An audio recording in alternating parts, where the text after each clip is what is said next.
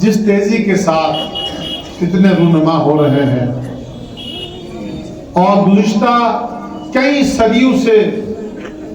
زوال پذیر یہ قوم جس کا زوال ابھی ختم ہونے کو نہیں ہے، نہ اس کے کو بظاہر آثار لگتے ہیں اور نہ قرآن و حدیث کے روشنی میں بھی وقت آیا ہے کہ جب یہ امت اپنے زوال سے اپنا پیچھا چھڑا سکے۔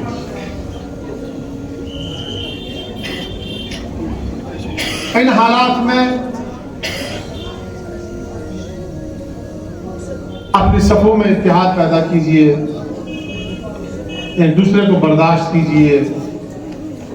ایک دوسرے سے حسن ظن رکھیے، طبقاتی، لسانی، فروئی اختلافات سے بچتے رہیے اور ہر ایسے عمل سے،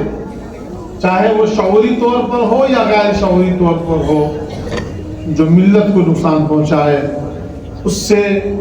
بچنے کی کوشش کیجیے اور ہر اس فرد سے بچنے کی کوشش کیجیے جو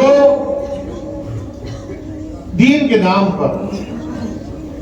قرآن و سنت کے نام پر تفریق پیدا کرے، تقسیم کا مزاج بنائے یا بانٹنے کا کام کرے۔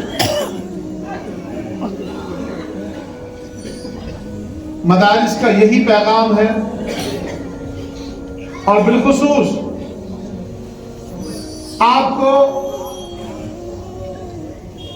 ایک پڑھے لکھے سماج کا حصہ ہونے کے ناطے اور تاریخ کا غیر جانبدارانہ مطالعہ کرنا چاہیے اور پچھلی 1-2 صدیوں کی تاریخ آپ کو پڑھنی چاہیے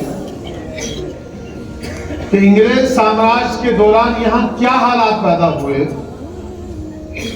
دارالعلوم دیوبند کن حالات میں قائم ہوا،